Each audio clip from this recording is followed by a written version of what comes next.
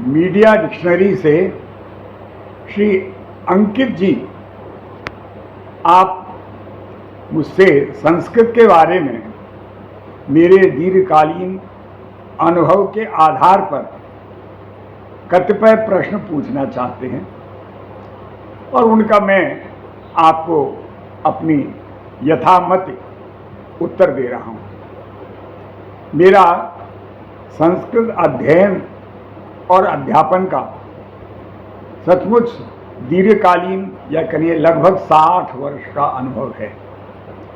मैं पहले संस्कृत का विद्यार्थी था, फिर संस्कृत का इलाहाबाद विश्वविद्यालय में ही शोध छात्र रहा और संयोग से इलाहाबाद विश्वविद्यालय में ही मेरी नियुक्ति हो गई। तब से मैं निरंतर संस्कृत में ही पढ़ा रहा हूँ, संस्कृत में ही पढ़ रहा हूँ, संस्कृत में ही शोध कार्य कर रहा हूँ, संस्कृत में ही शोध कार्य करा रहा हूँ और संस्कृत संबंधी ही मेरा लेखन है और संस्कृत संबंधी ही मेरी देश और विदेश की यात्राएं हैं। जो कहना चाहिए कि मेरा संपूर्ण जीवन संस्कृतमय है। मुझे जब साहित्य अकादमी पुरस्कार प्राप्त हुआ था तो आपकी तरह से एक पत्रकार आए थे, उन्होंने पूछा क्या आप संस्कृत कैसे पढ़ते हैं पढ़ाते हैं, तो मैंने उनको उत्तर दिया था मैं संस्कृत पढ़ता पढ़ाता ही नहीं, मैं संस्कृत को जीता हूँ।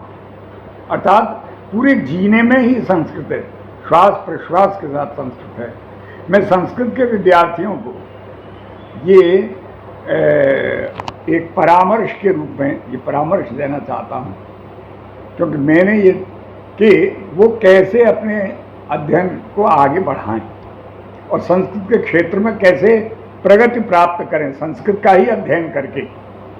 तो मेरा तो इलाहाबाद विश्वविद्यालय का अनुभव ये है कि बहुत बड़ा विश्वविद्यालय है और यहाँ प्रशासनिक जो प्रतियोगिताएं हैं, प्रतियोगिता की जो परीक्षाएं हैं अर्थात आईएएस और पीसीएस, इसके लिए बहुत अधिक इलाहाबाद विश्वविद्यालय में इसके प्रति विद्यार्थियों में उत्साह और इसमें सफल होने की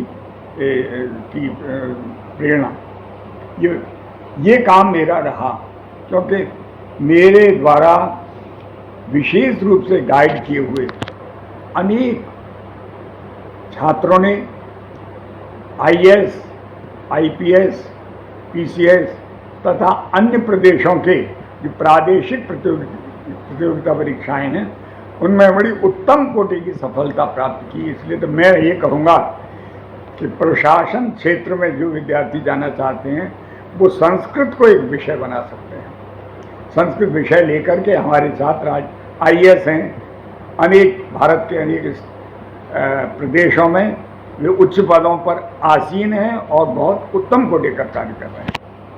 और उत्तर प्रदेश में जो पीसीएस परीक्षा है वो उसको संस्कृत विषय के द्वारा पास करने के बाद हमारे सैकड़ों विद्यार्थियों ने इस प्रशासनिक क्षेत्र में बड़ी उच्च कोटि की सफलता प्राप्त की।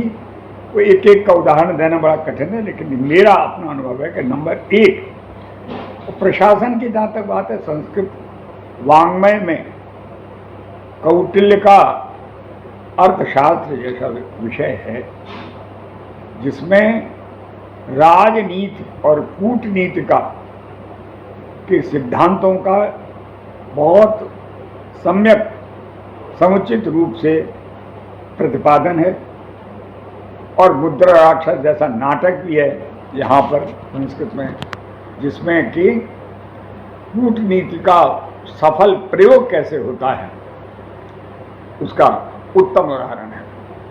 तो ऐसे ग्रंथ भी विद्यार्थियों को पढ़ने का अवसर स्वयं मिलता है। प्रतियोगी परीक्षाओं में ये सब आते हैं। तो पहला तो विद्यार्थियों को जो अपना कैरियर बनाना है तो प्रशासनिक क्षेत्र में संस्कृत विषय लेकर के आगे बढ़ना, यही मेरा सबसे बड़ा अनुभव है और मुझे ये जीवन में एक अध्यापक के नाते बड़ी सफलता मिली है कि मैंने अनेक विद्यार्थियों को देश का आईएएस और पीसीएस लेवल का अफसर बनने को प्रेरित किया और उन्होंने सफलता प्राप्त की और वो हुए और उन्होंने आगे कार्य किया। दूसरा संस्कृत विषय लेकर के अध्यापन कार्य करते थे। अध्यापन के क्षेत्र में, उच्च शिक्षा में सैकड़ों, बल्कि कहना चाहिए कि अब तक के इतिहास में इलाहाबाद विश्वविद्यालय, अकेले इलाहाबाद विश्वविद्यालय के इतिहास में हजारों विद्यार्थी जो हम लोगों के यहाँ जिन्होंने अध्ययन किया था, वो आज दूसरे अनेक विश्वविद्यालयों में अध्यापक हैं, अनेक महाविद्यालयों में अध्यापक हैं, कतिपय लोग माध्यमिक विद्यालयों में भी अध्यापक हैं। तो संस्कृत के अध्ययन और संस्कृत की वर्तमान स्थिति के बारे में मैं ये कहूँगा कि संस्कृत का अध्ययन इस भारत देश में कई रूपों में हो रहा है। बिल्कुल, यदि कोई कहता है कि संस्कृत का पतन हुआ है, ना, मैं इस बात को नहीं मानता हूँ। संस्कृत में विद्यार्थियों की कमी हुई है। जब हम यहाँ पर विद्यार्थी थे या शोध कार्य कर रहे थे, उस समय इलाहाबाद विश्वविद्यालय में ही बहुत बड़ी संख्या थी, 2000 से अधिक विद्यार्थी हुआ करते थे। और ये 3 जो सबसे बड़े विभाग हैं इलाहाबाद विश्वविद्यालय के, उनमें से एक माना जाता था। अब दिन प्रतिदिन संस्कृत लेने वाले विद्यार्थियों की संख्या घटी है। उसके अनेक कारण हैं। उसका अनेक कारणों में से एक प्रमुख कारण ये है कि संस्कृत को उतना महत्वपूर्ण विषय अब माध्यमिक स्तर पर यूपी बोर्ड इत्यादि में नहीं रखा गया है, और अन्य बोर्डों में तो और भी कम है। तो यदि संस्कृत को अंग्रेजी के साथ टैग करके कहा जाएगा संस्कृत अथवा अंग्रेजी, तो निश्चित रूप से लोग अंग्रेजी की ओर भागेंगे, क्योंकि आगे काम करने के लिए, कंप्यूटर को सीखने के लिए, वे कोई दूसरी जगह विदेशों में काम करने के लिए अंग्रेजी की ज्ञान की आवश्यकता है। तो अन्य सब विषयों के साथ जैसा संस्कृत पहले थी, उस तरह होती तो निश्चित रूप से संस्कृत तब माध्यमिक स्तर पर भी बहुत बड़ा विषय था। अब माध्यमिक स्तर पर जैसे ही वो घटा है, क्योंकि तो नीचे से आरंभ होता है, नीचे जब उसका अध्ययन ठीक तरह से नहीं होगा तो विद्यार्थी आगे उच्च शिक्षा में नहीं मिलेगा। इसलिए उच्च शिक्षा में भी संस्कृत के विद्यार्थियों की कमी आई है सर्वत्र, हर प्रदेश में। मैं केवल उत्तर प्रदेश की बात नहीं कर रहा हूँ, हर प्रदेश में।